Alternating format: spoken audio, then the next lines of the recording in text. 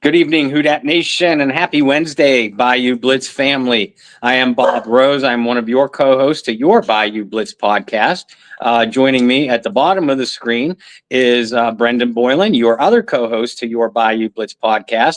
And prettying up our show tonight is former Saints legend, Saints Hall of Famer, Super Bowl champion, and friend of the Bayou Blitz, Lance Moore. How are you tonight, Lance? Doing great. Plugging away. Obviously this has not been the greatest of seasons for us. There's some changes that have happened, and I believe there will be more changes that will occur down the line. But within an organization that has had success, that success is hard to sustain forever. So at some point you got to hit the reset button. And what a better time than now to do it. It's hard as a fan to really come to grips with that. But if it's something that we can kind of start anew, we're gonna have a new coach. And I would imagine there's gonna be a bunch of new players. I don't know how many, based on our salary cap situation, that's a whole nother conversation. But we've kicked the can down the road for a long time, and now kind of time for the chickens to come home to roost. I mean, that's the reality of where we are, and it's going to be a rebuild. I don't know if anybody over there will ever admit to that, but it's needed to happen, and I think it's now finally here. Yeah, I feel you, Lance. And with as much success as this franchise has had, especially over the last 2.5 decades, success that you were a tremendously large part of, it is hard because especially the younger portion of the fan base, let's call a spade a spade. Some of the younger fans got spoiled by you guys, and look, that's not a bad thing, but it also makes for a more painful rebuild. And every team, every franchise, I don't care who you are, you have to do it at some point in time. Yeah, I mean, it's unavoidable. I mean, look at the Patriots, right? Tom Brady left, and they have been, one of the lower level, if not worst teams in the National Football League since he's been gone. And I say that Tom Brady specifically because he's one of the greatest to ever do it. Drew Brees, one of the greatest to ever do it.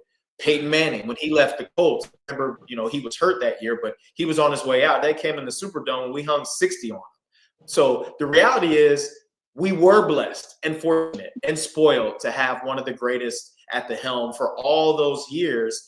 And, those guys don't come around all the time. Kansas City's right in the thick of it now with a quarterback like Patrick Mahomes. But Patrick Mahomes is not going to play forever either. So, you want to put yourself in a position to be able to be successful year in and year out. But the reality is there's only a handful of teams that can win the whole thing to begin with. So if you aren't one of those teams, you should be doing everything that you can to reposition yourself as one of those teams. And I think a retool or a reboot is one of the ways to begin that process. Mm-hmm. Folks, if you're a follower of the Bayou Blitz, you already know. If you're a new viewer tonight, then we're about to tell you. The Bayou Blitz is very proud to be a part of the Get Checked or Check Out promotion and help improve lives by building community awareness for mental health and physical health, advocating for early diagnosis for cancer, diabetes, and heart-related ailments. The mission is to focus on the total person, body, mind, and spirit, and to link the families with resources that they need in critical times. One of the annual fundraisers that we're part of being a promotion for is the original Go Black and Gold Celebrity Fan Cruise. And this year's cruise is scheduled from March 27th to the 31st. Leaving from the port of New Orleans. And the cruise is an annual event. It's run through Seven Seas Travel, where you can contact Seven Seas Travel Agency or Shireen DeWalt for ticket information. And the Bayou Blitz, again, is part of this promotion. As part of the promotion for the cruise, Lance is one of several former Saints greats, including Delvin Breaux, Michael Lewis, Courtney Roby, and a few others to be named later. So, Lance is helping us, promote this event tonight as well. Lance, I know this isn't your first cruise. Right. Tell us when you first got involved with the promotion. Well, look, man, this cruise, the Saints cruise that they're doing, is not our cruise. Right. Right. This is the charity. This is the Go Black and Gold charity fan cruise, and we are the original Saints, as I do it in quotation marks, cruise. And this one's near and dear to my heart. Shireen DeWalt and her husband Darren were the originators. They created this cruise with the idea of bringing fans and players together to have a good time. But at the end of the day, it's to raise money for charity. And you talked about the idea of getting checked or checking out. It's important. A lot of people don't get the necessary tests that they need. A lot of people try to ignore ailments or things that they're dealing with, whether it be mentally, physically, emotionally. And the whole idea behind the foundation is to allow people or give people the access that they need to get these different tests and treatments done. Because it's about us being able to be here for our loved ones. And so, Shireen is like family to me. Unfortunately, Darren passed away a few years ago, so he's no longer with us. But Shireen has done an amazing job of carrying the cruise and really bringing fans together with the players. And it's such an intimate atmosphere. I can't speak to what's going to go on with the actual organization's cruise, but I know our cruise is one of the best that's out there. The people that have gone every single year have become kind of like family to us. It's not just a situation where you're coming in, shaking hands, and leaving and going and doing your own thing. We are actively engaged with the fans in our group. Obviously, we don't have a whole boat, but our group is usually between 100 and 200 people. And we have exclusive events that only people with our specific band could get into. We have a putt-putt competition. When we get to Cozumel, we have somewhat of a beach Olympics. We do a bunch of different games with fans on the beach. We have a couple different Q&A sessions set up where it's super intimate. I mean, it's however many fans show up and all the players. And we answer any and every kind of question that people have, from our football careers to our personal lives. Well, mostly in our personal lives. But, it is an excellent, excellent reason to come out and show your support and really to not just rub elbows, but to get to know some of us on a whole different level than you would any other time. So I first got involved coincidentally when the cruise started 2014 was when I got cut from the Saints. Oh, so man. I was supposed to be like the headliner going into that cruise. And I got cut, and I told Shireen, I said, look, I'm signing with the Steelers. I don't know what kind of a look it's going to be for my new organization. I'm going on a Saints fan cruise in the off season. It just was a little bit of an awkward situation for me. So Michael Lewis stepped up and became the headliner of the cruise, and he's been on it ever since. He hasn't missed one. He's definitely a fan favorite ship. We have a great time, man. We party, we hang out, we dine together. There's options where people can basically buy dinner with us. So we sit with them and their group at their tables and really get to have some cool conversations and really get to know people. I mean, it's not just about the fans getting to know us, it's us getting to know them. And we become really, really good friends and look forward to seeing each other either when we're in town or every year when we go on the cruise. It's one of a kind, and Shireen has done an amazing job, and it's awesome to be able to go back every single year. Nice. We've had now Tyrone, we've had Delvin, we had Courtney last week to talk about the cruise. And now you, the one thing I've taken from the other three is how competitive it is for the putt-putt tournaments, how competitive it is for the beach Olympics, because you guys are competitors, right? You guys got to do that for a living and compete day in and day out, and I guess it just naturally comes out. So I'm going to give you the spotlight and the moment to not necessarily trash talk those guys, but tell them why you are going to be victorious this year, whether it be putt-putt, the Beach Olympics, what have you? Well, I mean, we're former NFL players, all of us now, and it's not like once we retire from the game, competition retires out of us. Like it's in us, and it's not really something that you can get rid of. So whether it's putt-putt on the boat or tug of war on the beach or trivia, like we're all trying to win. And usually, we play volleyball on the beach. We 2 years ago we played against fans. Last year was kind of a little bit of a mixed bag, but it doesn't matter if we're playing together or against one another. We're trying to beat each other. Like we want to win. We want to be able to have the bragging rights. We want to be able to tell the other guys that they lost, and we remember that they lost. I mean, that's part of the the camaraderie that we have as former players. And it's funny, like all of us didn't play together at the same time, right? Like Mike Lou and Tyrone played together. I crossed over with Mike. Then when Mike was done, Courtney and I played together. And then Delvin didn't play with any of us. But it doesn't matter. Like we have a relationship. Like we all play together. We're all competitive.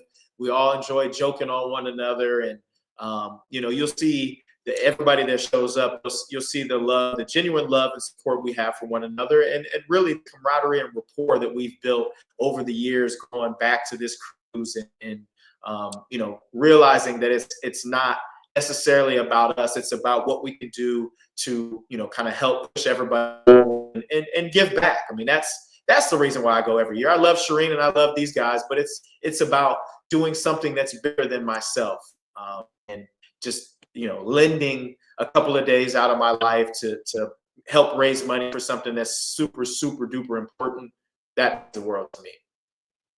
Yeah, and because of that reason, that's why Brandon and I are so proud to be a part of the promotion now. We already feel like family, and we haven't even stepped foot on the boat yet this year. Of all the activities that you listed and talked about, and that are going to be available for people going on the cruise, do you have a favorite activity? Well, honestly, it's always me. It's kind of been the Q&A because it starts as silly and football related usually, but then it ends up getting really deep, and you'd be surprised at how vulnerable all the guys get, because it's important for us that everybody else on the outside understands the realities of being an NFL player. It's not just the glitz and the glam. You guys are celebrities. You guys get everything you want. You guys make millions and millions of dollars.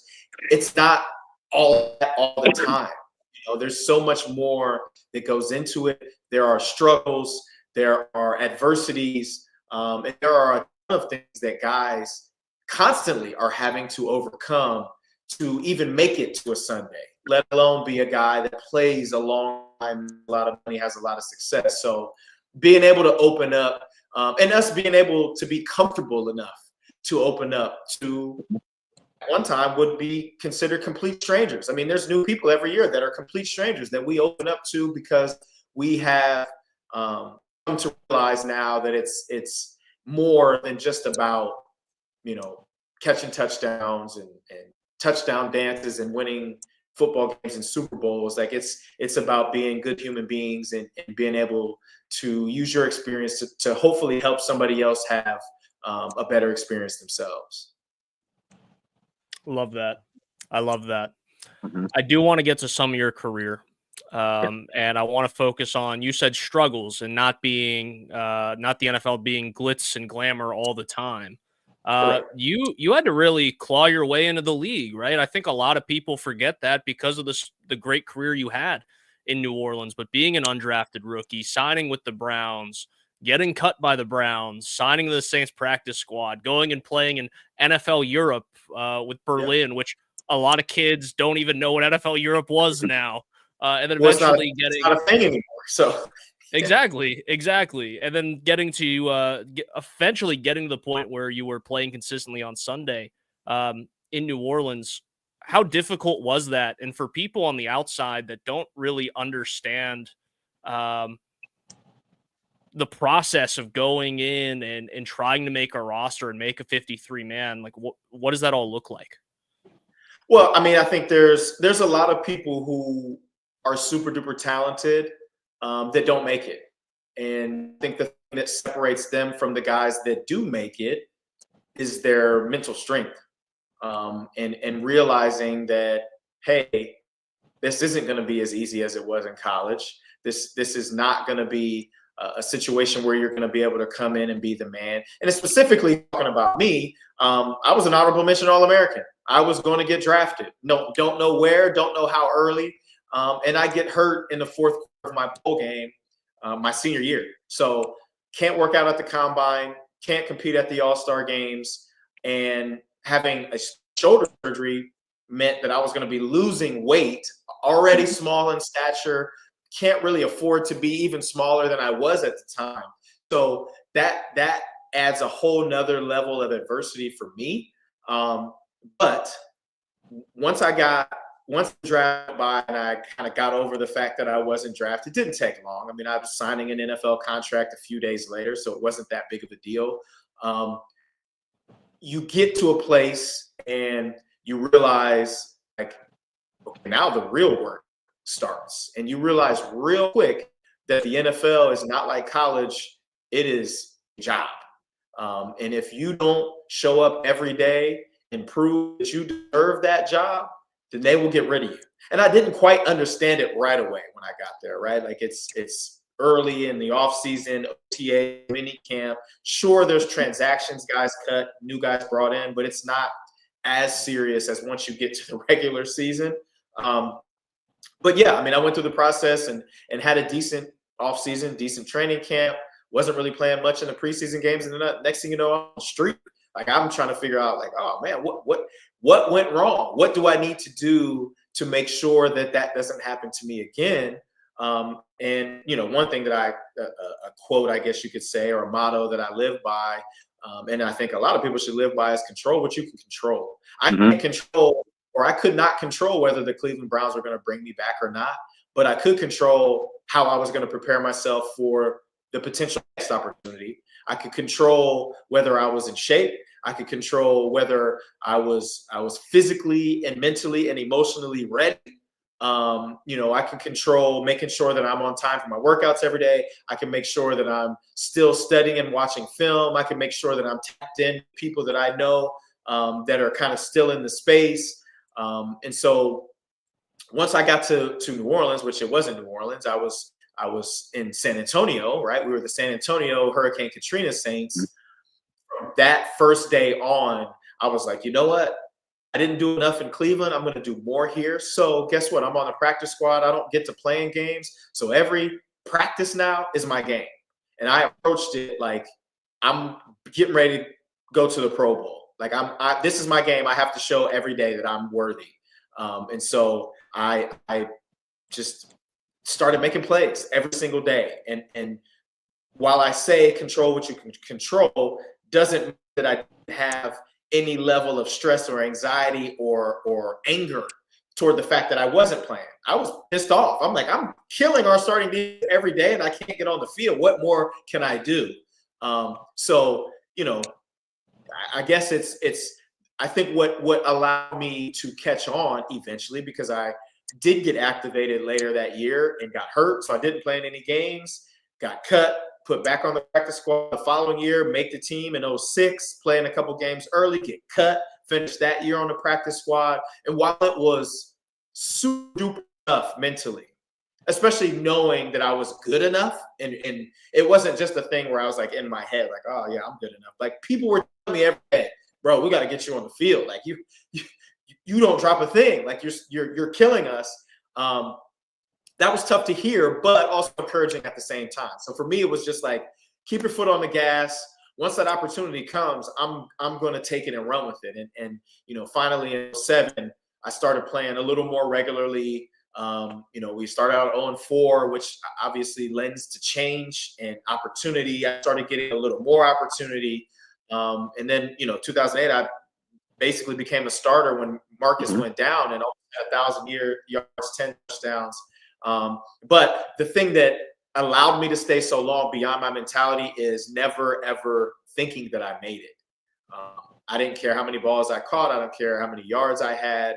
I never allowed that mentality or that complacency to set in, because once you're comfortable, that's when stuff goes downhill. And I never wanted to get to that point. So I continued to work like the undrafted free agent that was just trying to make it every single year. And I think, sorry to take 5 minutes on this one question, but I think that's, you have to have that type of mentality if you want to stick around for a long time. Now, it's a little bit different with first round picks or freaks of nature that are going to get opportunity after opportunity after opportunity. I wasn't that fortunate. So I had to approach it in a different manner. And, thankfully it worked for me. And hopefully a lot of younger guys kind of embody that approach. I mean, I'm an agent now. I'm working with young players, and that's always something that I preach, regardless of where you are and what your situation is. Continue to work like the guys at the bottom of the totem pole, because once you get to the top, everybody's clawing to pull you down. So you got to continue to work like you're trying to get up there. It's worked out for me in the football world, and I'm hoping for it to work out for me in the agent world as well.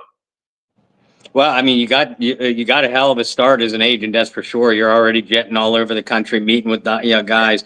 So you got a great foot in the door. We know the way you attacked your profession on the football field. If you attack you being an agent at even a fraction of that effort, you're going to be really successful. But when we open up the show tonight, you kind of sent out a plea to Saints fans. You said, hey, be patient with the changes. This was inevitable. The team will be fine. In 2012, now it was a different set of circumstances, but just like the players in that locker room now, in 2012, you had your coach yanked away from you. So, that kind of shuffled everybody's responsibility, the leadership in the locker room, which by that point you were one of, the coaching responsibilities. Tell us about that locker room mentality and what some of you veterans did to try to galvanize the team. Yeah, I mean, that was another one of those situations that everybody was upset when it happened, but then eventually you're kind of like, there's nothing we can do about it. We've got to continue to work. We've got to continue to lead in a way that has allowed us to be successful in years past. And look, man, it'd be one thing if we had a scrub coach and he got suspended, but having a coach that's one of the best in the business get pulled away for an entire year, which is pretty unprecedented. I don't know that it had ever happened before that. It's hard to overcome that. We had some good moments in that season, but we also had some pretty terrible moments, and we looked like we were missing our head coach. I'm not trying to poop on the guys that stepped in, Aaron Cromer and Joe Vitt and the likes, but it's those guys are great at their individual roles, and we had a great head coach. So once that guy's gone, and like you said, you reshuffle the responsibilities. I mean, it's tough, man. I think we had a better team than our record. It's just, you lose somebody that's Hall of Fame caliber coach, your team's going to suffer. We knew we kind of had to stick together. It was kind of an us against the world mentality. The NFL is against us. It worked sometimes, but not all the time, man. You still have to go out there and compete and perform. And, unfortunately we up more than we didn't, but, just a super, super duper tough situation that we were kind of handed that was out of our control. When you were talking about the Cruise, you said the biggest thing for you to want to get involved was realizing that it's bigger than football, or it's bigger than getting a chance to hang out with some other Saints alumni or even the fans. It's about giving back. And that's one thing that you were able to do in your career too, whether you guys realized it or not, 06, 09, etc. While all that was going on and the team was extremely successful, how much of a weight did that locker room feel, knowing they were almost carrying a city through one of the most devastating storms that's ever hit the United States? Yeah, I mean, I think when you're in the moment, it's kind of hard to think about. But I will say, when we reopened the Dome in 06, I'm getting goosebumps right now. You felt that. the energy, like we had obviously talked about how big it was and how important and what this meant to pretty much everybody that's going to be in that watch on TV. You felt it in that building. And in that season, we felt not necessarily a burden, but a sense of responsibility. We've got to do this for New Orleans. We got to do this for Louisiana, the whole Gulf South region, everybody that was impacted by Hurricane Katrina. But if I'm being honest with you, once you're on the field, man, it's just ball. Like you don't have time to think about anything else. You don't have time to be worried about anything else other than what's going on in between those white lines. And the game is too hard to be thinking about anything else. And usually the guys that don't have their minds right are the ones that are struggling. Mm-hmm. So we felt it definitely in 06, and specifically in that game, reopening against Atlanta. I mean, the division hated rival.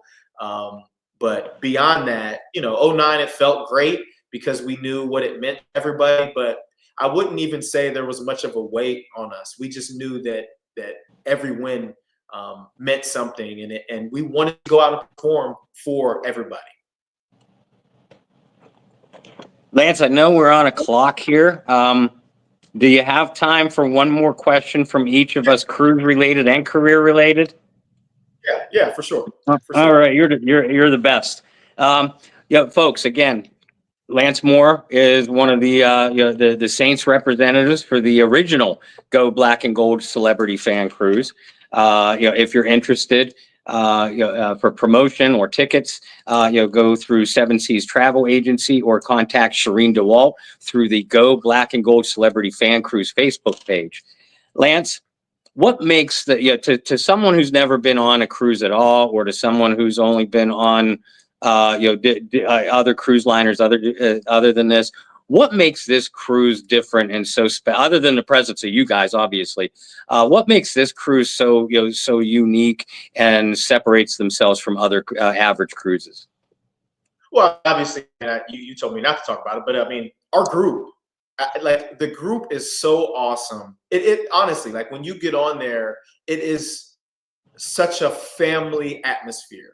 Now we're talking 10 years now, right? So we've established relationships with a lot of people, but every single year we're welcoming more and more people onto the cruise specifically to hang with our group. Somebody knows somebody that's on the crew but not with our group. They're like, hey, why can't I get into this stuff? And they're like, well, I'm coming with you guys next year, because they see how much fun that we're having. It's super convenient, right? The port's right there in New Orleans. We go to Cozumel, pop right back. I mean, it's such a quick and easy trip. We've got exclusive events planned the whole entire trip. And I've been on this cruise now. This year would be, I think, the 6th one that I've been on. And I look forward to going back every single year. Like it's super duper fun. But again, it's the people, it's the group that make it. You could talk about whatever boats have these different bells and whistles, but it's our group, man. And that's why I will continue to come back to this cruise time and time again. All right, sticking with the cruise. You talked a lot about how special that group is. And you even mentioned earlier how some of you guys overlapped, some of you didn't. But we know the NFL is like a fraternity, essentially, yeah. and especially being a member of the New Orleans Saints. Once you guys are all together, or you're meeting guys and spending a couple days with them, how long does it take to kind of get that frat feel and you guys are all hanging out and having a great time?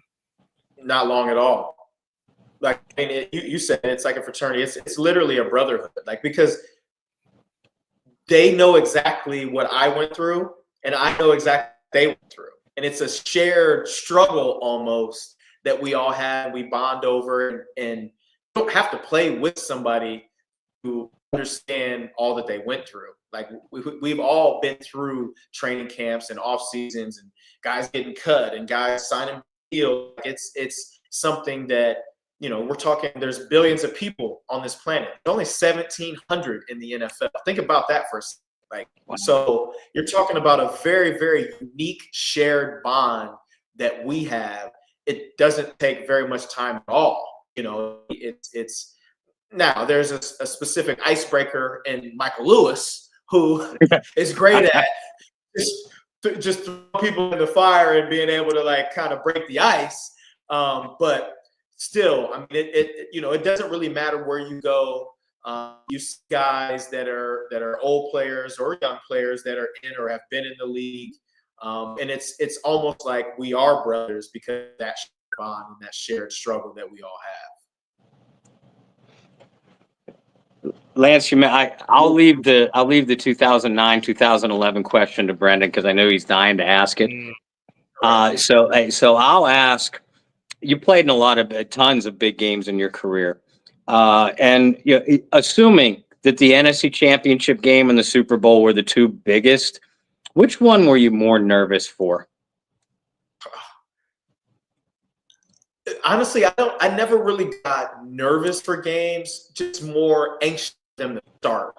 Like that, and the Super Bowl takes so much longer to get started. So I guess the answer is the Super Bowl because it's just, come on, I want to get this thing going. Because once you're playing, it kind of all goes out the window. But once you're waiting, it's just like, come on, I have to get on the field. I have to get hit. I have to hit somebody. I have to feel the football. Like that was more of my, especially as I got into my career. Now, early on, rookie year, second year even, I would definitely have the nerves before preseason games because I'm like, man, this is like make it or break it for me, you know? But as I got later in my career or into the meat of my career, I wasn't nervous for games. It was just like, let's get this thing going. Like I would definitely be ready. But the fact that the Super Bowl takes so much longer to get started, you warm up, you go back to the locker room, you come out, they have all these different things going on before the game. You're sitting and waiting for an extra 20 minutes. Then you have to warm up again. And then you finally kick the ball off. Oh, and by the way, time is double the length that a normal game is. And so you have to like warm up again. So definitely the Super Bowl, but not necessarily because it was the Super Bowl, but just because there's more time that was associated with being able to get the thing kicked off. That would be the one, I guess, that I was a little more nervous of. Not even because, I can't mess up. This is the Super Bowl. It's just like, let's get this thing going, please, in a hurry. That's funny. Courtney told us last week that he felt like the Super Bowl itself went so fast because of the 2 weeks it took just to get there in comparison to the and championship. I tell people all the time, and maybe not everybody feels the way that I do, but all of the stuff that you have, the extra stuff that you have to do leading up to the Super Bowl, if you lost the game, it almost feels like it's not worth it. Man. Like, if you're going to go one time and you have to do all these different things, you got 2 weeks in between the game, all these extra media obligations, family traveling to and from, and then all the stuff on the day of media days. I mean, it's even on a whole nother level now than when we played in the Super Bowl 15 years ago. So yeah, I mean, I feel like it almost wouldn't be worth it to have to go through all that. So I totally agree with him, man. It's just like a big buildup, and I get it, right? It's NFL's a business first, and they're going to do everything that they can to build up that game because it is the biggest game in football every year. All right, we'll get you out of here after 2009 or 2011. I'll just answer the question before you ask it. 2011. Perfect. Everyone said that. We've asked Courtney, Roman Harper, there's a whole list of guys, and whether it's been recorded like this, private conversation, whatever, everybody said no. 2011 is the best team we've ever had. I'm telling you, our 2009 team peaked a little early. I think we were ahead of schedule, I guess you would say. We were a good team. We probably weren't the best team the entire year. The Colts were blowing people out the entire year. Minnesota was blowing people out. Now, we were too, but it wasn't quite written in stone. We were the underdogs going into the NFC Championship game and the Super Bowl, I believe. Mm-hmm. So not a lot of people thought that we were going to do what we did. 2011, man, we didn't have a weakness. We really did not have a weakness, until injury bit us late in the year. and didn't show up in San Francisco with our complete roster of guys readily available. And obviously Pierre goes out, and that completely changed our game plan. So super unfortunate that happened. And whenever, a group of the guys get together, especially guys from both of those teams, like the 9 and 11 that were on them, we're always like, man, that should have been the team. That we should have won 2 Super Bowls in 3 seasons. I still believe that with all my heart. If we beat San Francisco, we're hosting the Giants in the Dome, and for the NFC Championship game, we'll probably beat them by 30, at least 3 to 4 scores. And then I believe who did they play in the Super Bowl? The Patriots. Patriots. We would have beaten them too, man. I don't know. I don't like to think about it too much because it hurts my heart, but it hurt me extra because I was hurt for that game against San Francisco. So I didn't even get a chance to go out there and make any plays to help our team win. So, oh, man. Well, and I hate to end our time on something bittersweet like that, but honestly, and I know you realize how beloved you are by New Orleans Saints fans, but we cannot ever show you, your teammates, the other Saints players on this cruise. You've done so much for this franchise, for this region, for this city, on and off the field. The good memories are far overwhelm and any of the handful of losses that you guys might had. So we are indeed thankful for everything that you've done and continue to do. For sure, yeah. I mean, at the end of the day, it's about being a good person first. If you're not a good person and you're a good football player, nobody cares. You know what I mean? Great receiver coach, New Orleans' own Curtis Johnson, that told me a long, long time ago that this life isn't just about you. And so I've taken that to heart and realize now that I can have an impact beyond what I'm doing in the end zone on any given Sunday. So, giving back is a part of my life, and I do everything I can to put a smile on somebody's face whenever I can. Brendan? Well, good stuff. No, just to echo what Bob said, the 06 team, the 09 team, the 11 team, and those teams have a special spot in the hearts of many. And as I shared last week on the show, I'm super fortunate to have been a fan of the team during those times. And then as I got older and got a journalism degree, cover the team that I rooted for as a kid. There's nothing better than that. Super lucky and super fortunate. So to be able to cheer for you as a fan and then cover your career has been a blessing. And to see what you and a lot of those guys from those teams are continuing to do for the city of New Orleans after their career, it's incredible. So just a tip of the hat to you and a thank you for all the memories that you have created and all the memories you will create, especially on this cruise coming up. Yeah, for sure. And look, man, I don't live in New Orleans, but New Orleans will always be home for me. That's just what it is, Well, Lance, I know you're a busy guy, so we're really appreciative of the time that you took out to give us. Hopefully, we can get our schedules together to get you you back on before the cruise. Again, original Go Black and Go Gold charity fan cruise, March 27th through the 31st.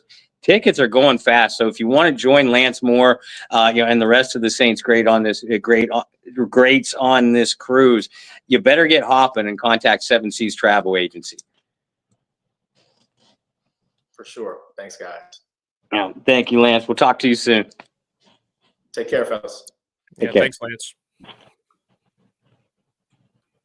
Well, right, folks, that was Lance Moore. Great as great an interview as he was a football player, and even greater guy. I don't think you folks realize how busy he is. He's a sports agent, like he said, and he's for a few years there he was actually a part of the New Orleans Saints media.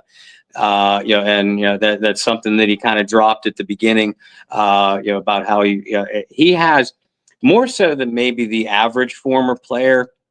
He does sort of have the inside track, to what's going on in that locker room now. I know we had a lot of stuff to talk about tonight, and I'm sure we missed quite a few fan questions and comments. So, hopefully we'll be able to get Lance back on, when his schedule and ours, can coincide again. Absolutely. Absolutely.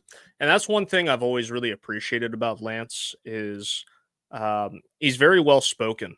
And I got a little chuckle. He apologized for giving such a long answer on one of the questions, but it's like, no, absolutely no. Like, do not apologize by all Never. means. Like, continue to explain this thing out because there are only a handful of guys that played in the league that have that unique and special ability to take information that is only known up here to that, what do you say, 1,700 guys in the NFL and be able to really translate it down to the average fan or translate it down. And he's always been super gifted with that. And like you said, in his time with the New Orleans media, but he's going to be a hell of a agent just because of his people skills, his knowledge of the game. He's going to be great in whatever he does because of the mindset that he has. And he alluded to it a little bit there, being an undrafted free agent, having a clause way, treat every practice like it was a game day, things like that. If he comes into, like I know we will, being an agent with that same mentality, he's going to kill it. He's going to kill it. So, and that's Lance Moore was one of my favorite Saints of all time, not just of those teams, because certainly he was a skilled football player. There's zero question about that. And if you aren't aware of how good he was, click on some of those tapes and just watch the catches that he makes. But another reason why he was one of, right at the top of the list of my personal favorites was just because of the heart and intensity that he played a game with.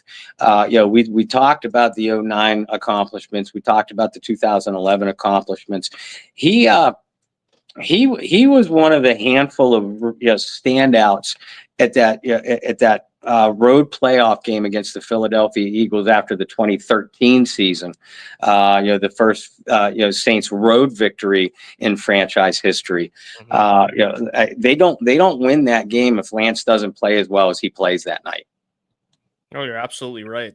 He's one of those guys too, where you mentioned his heart and the intensity and the passion that he played with.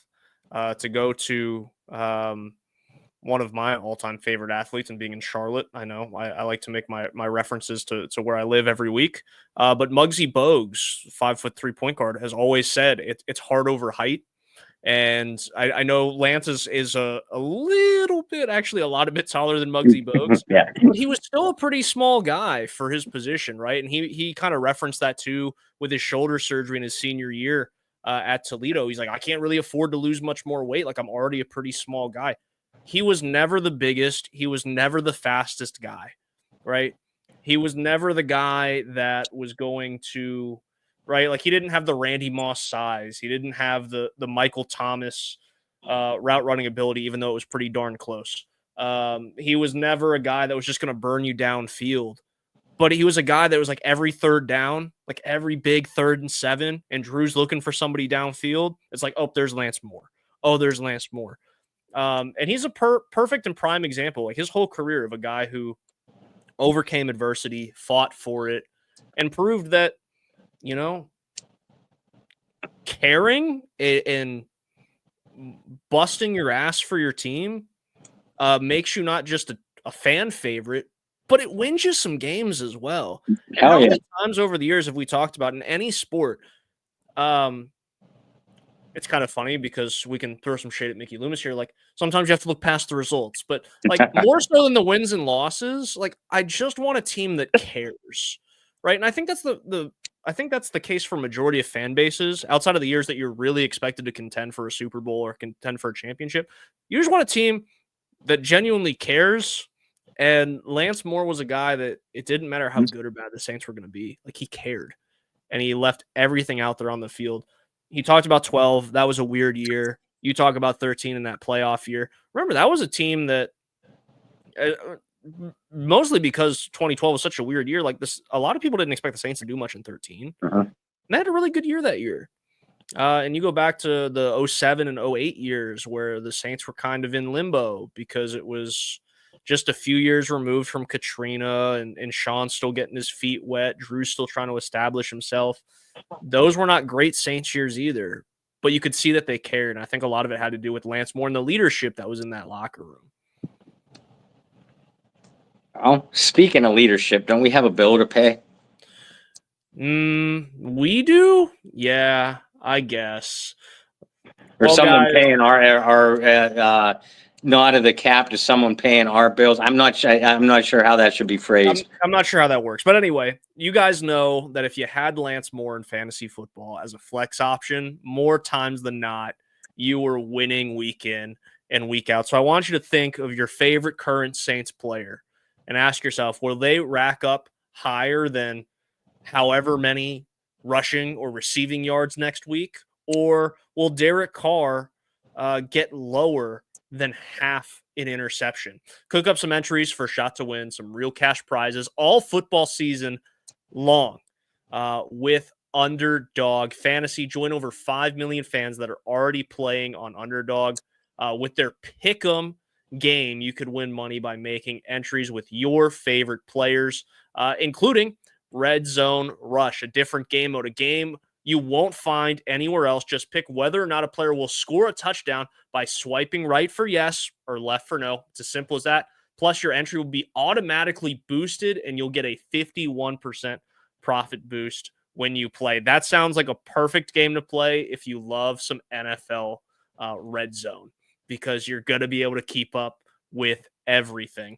Look, Bob and I had a tough go of it last week. Shocking. Well, look, Young Wei Koo had his chances. For Saints fans, you're really happy he missed some of the kicks. For Bob and I, he could have just made one more. It would have been fine. We would have won. It's okay. It's whatever. We're not mad, Young Wei. It's okay. But guys, for your chance to tail our picks again this week, we'll give them to you on Sunday morning. You download that Underdog Fantasy app today. Use code Bayou Blitz. Get up to 1,000 in bonus cash instantly. Again, download the app. Use our code Bayou Blitz to get up to 1,000 in bonus cash instantly. Remember, you got to be 18 or older, 19 or older in Alabama or Nebraska, 19 or older in Colorado for some games, 21 plus in Massachusetts and Arizona. Got to be present in a state where Underdog Fantasy operates. Terms apply. Void in Colorado. Are you concerned with your play? You can always call 1-800-GAMBLER or visit www.ncpgambling.org. If you're in Arizona, call 1-800-NEXT-STEP. That's 1-800-639-8783 or text NEXT-STEP to 53342. And finally, in New York, you can call the 24/7 Hope line at 1-877-8-HOPE-NY or text HOPE-NY 467-369. Bob, we'll go over some of those projections. They're bound to change between now and Sunday. So we'll give you guys the picks, our pick'em entry on Sunday for you guys to tail. And hopefully all together we can win some money. Bob, this is going to be an interesting week. And I joked about this a couple weeks back, I think off the air with you when it came to Underdog Fantasy, that when this week came about, we needed to just smash the higher on passing yards for Jameis Winston. It's a Jameis Winston revenge game. And Jameis is playing some good ball. Cleveland's going to have a really interesting decision to make next year or this offseason at quarterback. Whether they keep Jameis, who's on is he on a 1-year deal? Or is he on a 2-year? I think so, yeah. He's on a 1-year deal. Do you bring Jameis back and figure out how to eat some of Deshaun Watson's contract and get rid of the rest? Or do you just continue to, play a guy that you paid $400 or $240 million guaranteed to, something like that, and let Jameis get another opportunity elsewhere to be a starting quarterback? I don't know. That's going to be interesting. But with all that aside, it's going to be a Saints team that is looking a little healthier, Bob. I know you got that injury report in front of you, or at least the practice report here from Wednesday. So Bob, tell the good people the good news. Well, I mean, the best two pieces of news that I can give, and like you said, Brendan, this is tentative because it is only Wednesday, but it's looking like both center Eric McCoy will be back in the lineup, and cornerback Kool-Aid McKinstry will also be back in the lineup. We're watching the injury report for Pete Werner. He did not practice at all today. He left Sunday's game, if you recall, with I believe it was a hand or a wrist injury. And again, there's nothing official on Eric McCoy or Kool-Aid McKinstry today, but Kool-Aid was out there practicing. And last week, over the weekend, actually, the Saints did open up the 21-day practice window for McCoy to be activated off injured reserve. And then on Monday or Tuesday, they released Connor McGovern, who has started the last 5 games at center. So that indicates to me that the team and probably McCoy believe that he's ready to step back out onto the field. And McCoy has been gone since early in week 3 loss to the Philadelphia Eagles. And frankly, the offense hasn't been the same since. The receiving core is still thinner than hell. There is still no rushing threat, at running back behind Alvin Kamara, and Taysom Hill has been banged up. Derek Carr, as we know, is back after missing 3 or 4 games himself. But I think McCoy back in the lineup can potentially transform this entire offensive line. And we've seen Kamara continue to be productive even as all the pieces around him are falling apart. I think as you said, having a healthy and intact, knock on wood, offensive line, we saw what they could do in the first 2 weeks. Now, healthy or not on the offensive line, this offense is not going to be as explosive as they were in those first 2 weeks. Not without Chris Olave, not without Rashid Shaheed. But if you have McCoy and a healthy O-line in there, you're going to be able to establish the run a little bit easier. You're going to be able to protect Derek Carr a little bit better, which is going to be crucial since you are dealing with a shorthanded receiving unit. Running back. I thought it was going to be a position of strength this year, and it might still be because of Alvin Kamara and how well he is playing. But God, could he use a guy like Jamal Williams? You can see the jersey kind of in the corner there, to be productive, or Kendre Miller, which we haven't really talked about yet on the show. I know we're running out of time today, so naturally, let's talk about it. The rumors and the reports, Bob, that he was placed on IR, and Dennis Allen had a lot to do with placing him on IR, despite the fact that, according to some people in New Orleans, he would be healthy enough to play this week. Not that it was quite a misdiagnosis, but a misunderstanding of how bad the injury was. Bob, what do you make of that? Especially with a team that's had all of this kind of what is an injury, how severe is it, right, over the last few years. I'll be honest, I don't know how much stock, if any, to even put into that report. It almost feels like people throwing on, kicking a man when he's down, Dennis Allen, throwing dirt on a grave that's already covered, Dennis Allen's job. Because you look at it this way. The day before Kendre Miller was placed on injured reserve for the second time this year, he had missed a game. And I don't need to tell you guys how much time Kendre Miller has missed because of injuries. So, if this was some kind of punishment by Dennis Allen, it made zero sense whatsoever. Now, we knew the DA was not happy with Kendre clear back at the beginning of training camp. But to put a talented player on injured reserve, automatically ruling him out for at least 4 weeks, just to spite a team that desperately needed someone else in that backfield. That's just that's insanity beyond even what I think Dennis Allen is capable of. So, like I said, and it'd also be different if you were talking about a player in Kendre Miller who hadn't had so much injury difficulty throughout his short 2-year career so far. So, like I said, I don't feel like I personally put a lot of stock into this. I think it's interesting. Yes, Kendre has had many injuries in 2 years. I find it interesting solely because of the misdiagnosis, severity of injury, if you will. And I think I just find it curious, or I'm curious about it, or I find it interesting because of how often that's happened over the last few years. That's not throwing shade at anybody. It's just saying it's a little bit of a coincidence that this continues to happen. So we'll see. Talking about this game, I do think it was a great sign that McGovern's got released, and it's a good sign that McCoy's coming back. McGovern's is going to be fine. For all of you that are worried about his financial status, if you don't know what I'm talking about, just Google his family and how he's the heir to like the world's greatest potato farm ever. The potatoes that supply McDonald's with their French fries. I think he's going to be all right. He will probably end up back on like the practice squad. Yeah. Something additionally. But that was a really interesting story that I did not expect to read this week. Yeah. Is Connor McGovern going to be the next celebrity we see in a McDonald's uniform? Because him, I'll vote for. Wow. Yeah, he just went there. I was like, Bob went there. Probably. He probably would make some appearances at McDonald's.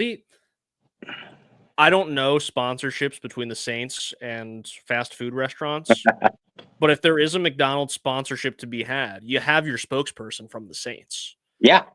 You know, if he was just in college a few years ago, the NIL deals would have been incredible. Just for potatoes. But I digress. I do think McCoy's presence could make a big difference. Yeah. I think it would make a bigger difference if they had anybody that could play wide receiver. MVS had a great week last week. Great half. Thank you. But you cannot ask someone to replicate that week in and week out. Like 3 catches for 100 yards and 2 touchdowns does not happen every week. Hate to break that to you guys, especially you Madden players where it actually does happen every week. I hate to break it to you. That's not how it works in the actual NFL. So like that's still a concern of mine. They're playing a Cleveland team that's, like I said, they've got some like almost newfound momentum and maybe a newfound energy just because of Jameis Winston. I'm not saying they're playing great football, but this is a team that went from looking like a team that had no desire to play week in and week out to, well, at least they care a little bit. Like they give half a damn, maybe not a full one, but half of one at this point. And Jameis gives me a great interview pregame to look forward to every week. Yeah, he does. But with all that said, I don't know how I feel about this one. Yeah, it's great that the Saints got the win. I think the Saints were lucky last week to get the victory. Between the Young Wei Koo field goal misses and also they didn't play a super clean game. Divisional games are never super clean. But I think it's really difficult to evaluate where the Saints are at. I think a lot of people want to go off the high of a victory. And sometimes you get victory blinders and you forget like, oh, well, they are still missing a lot because of injuries. And there's still a lot of question marks, even with the guys that are healthy. Yeah. And I think that's a fair assessment. And, we even talked about it in our, in the Bayou Blitz post-game show, that oftentimes when a team makes a midseason coaching change, that squad tends to ride a wave of emotion for a week or two and therefore play better than what they had been. But more often than not, after a week or two, that emotional level kind of plateaus, kind of flattens out. And, usually that team reverts back to the play that was bad enough to get the original coach fired in the first place.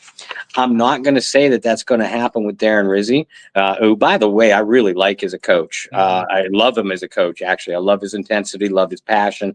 And you could see that matriculate, to borrow a Hank Stram term, matriculate kind of out onto the field to those players. We saw the Saints play with a lot more intensity and a lot more passion than what they had been really for the last 2.5 years, at least consistently so. Are they going to be able to maintain it? And I think that's the main question going forward. History, and check out my article coming out on my page in the Saints News Network tomorrow morning, because I'm writing about this exact fact. History is not on Darren Rizzi's side. Not just from an NFL interim coach point of view, but in Saints interim coach history. Now, he's only the 6th one to do so, but the other 5, they had a combined 5 victories, Brendan, 1 apiece. Not one of them, not one of those prior interim coaches, J.D. Roberts, Ernie Hefferly, Dick Stanfel, Wade Phillips, or Rick Venturi, not one of them won their second game. So, like I said, you guys know how much of a history buff I am, particularly NFL history. I'm not dooming Darren Rizzi to failure based off of this stuff. I'm just saying history repeats itself for a reason, because there are usually things behind the trends to make them trends in the first place. Say that again so people can write it down, because the people in the back didn't hear you, but they're trends for a reason, just to kind of paraphrase. So Bob's a big history guy. Especially over the last, 5 years, maybe a little more, we've really dove into analytics in sports, right? I hate math. It's one of my least favorite things. If you go back and you look at my college transcripts, it's the only class I got a D in. Sorry, Mom and Dad. I got a D in math. D's get degrees, though. I was going to say that we need to put that on a T-shirt. D's get degrees. I got it, right? It's somewhere. It's not Can't spell degree. Can't spell degree without D. That's right, and I got one. You can't see it in the picture, but my degree's up there. But I got it, right? But I love analytics. I love analytical numbers. I love statistics, because much like history, if you can get a sense for where a team is statistically, analytically, you can kind of predict how they're going to the trends that are going to continue, right? Very similar to what Bob was saying. Well, if you look at the Saints statistically and you look at the Saints analytically, there's a reason they're 3-7. If you go and you look at the stats and you look at the analytics, if you can't even convert some of those things from the last time the Saints had an interim head coach, there's a reason those guys didn't get a second victory, right? That's the thing here. And I think that's one thing I'd mention, winning blinders or winner's goggles or whatever phrase you want to use for that. Even though some of you in the fan base may have that, and it's great. Winning's great. Winning fixes a lot of problems. Actually, I'm going to change that because I don't like that saying. I don't like that phrase. Winning doesn't fix problems. It disguises them. It disguises problems. And the fact of the matter is, when you look at the numbers and you look at the analytics, the Saints are still towards the bottom of the league in almost every defensive statistic. When you look at the numbers, you can even go back to the games that the Saints were blowing teams out in the first 2 weeks. I know passing yards is not a number that matters as much as it used to, but Derek Carr is average to below average in passing yards this year. Alvin Kamara's usage rate, which I know is not really an NFL stat, that is definitely an NBA stat, but the usage rate for Alvin Kamara is sky high this year. Yeah. And I'm not loving that at his age either. Even though he's playing fantastic ball, that's not a knock on Alvin Kamara. I don't like that for the longevity of Alvin Kamara, especially when we're hitting those years where it's how much longevity do we really have left? And especially when guys behind him can't stay healthy. And then finally, if you don't even have to look analytically, just look at the career numbers for the receivers that the Saints have on the roster that are healthy and go, well, there's really not any. You say you don't need both hands. For some of them, like, didn't Mason Tipton have one game this year where it was like 6 or 7 like targets and he had a handful of receptions? So like, you might need 2 hands for that. But there are enough guys on this roster where you really don't. Like, you cannot count you can count rather the amount of games they have started, the amount of games they've played, the amount of receptions they have. And you certainly only need one hand for counting their average. Again, that's not a knock on these guys. Like, they are the best football players in the world, right? But it is concerning when you're having to call up dudes from your practice squad week in and week out. And that's more of a knock on the injury bug than it is anything. And if they don't call up St. Brown for the 2nd consecutive week, and you can go ahead and get the name, Bob. I see you smirking. Just go ahead. Say it. Equifax credit report St. Brown. I was surprised, too, that he wasn't called up. But if it's not for the 2nd straight week, that's a concern in itself, that you're not trusting a guy that I've had more experience than essentially the rest of the receivers outside of MVS, right? At least has games logged. Those are the concerns. Those are the things that your winning goggles are going to disguise, because winning doesn't fix things. It disguises problems. Well, and the Saints still have a ton of them. And they do. And the two biggest concerns I have, a lot of people are automatically chalking this up for a win for the Saints, looking at the schedule and almost looking past the Browns, saying, well, this team looks like they should still get the 6 or 7 wins easy. Browns, Giants, Raiders, and someone else that I'm forgetting off the top of my head here. Not so fast. Cleveland. Yeah, Cleveland is not a good football team. But the Saints also lost to the Carolina Panthers. Not a good football team. The Saints can't stop the run at all. Like, not even close. Cleveland has Nick Chubb. I know everybody's talking about Jameis Winston. I've written about Jameis Winston returning to New Orleans. That's a juicy storyline, but Nick Chubb's the one that makes this Browns offense go. How are the Saints going to stop him? Cleveland has been a little bit disappointing on the defensive side, but they still got Myles Garrett. They still got, I think, anyway, I don't think he's hurt. They still got a pass rush. And the Saints still have questions on the offensive line. How the Saints going to establish Alvin Kamara? How are they going to protect Derek Carr? If they can't stop the run and they can't get anything started offensively, I could very easily see this as a loss for the Saints. Yeah, and here's the thing with Nick Chubb, too, and I know he's coming off of a devastating injury from early last year, maybe week 1 or week 2. Mm-hmm. Yes, it's hard to come off injuries as a running back and be the same effective guy, but damn, when he plays, he's good. Right. And I can go back to watching his tape at Georgia. And Georgia had this stretch of running backs, right? Like, and a lot of them haven't worked out in the NFL, but Isaiah Crowell was like a 5-star recruit that they had. And then he got in trouble.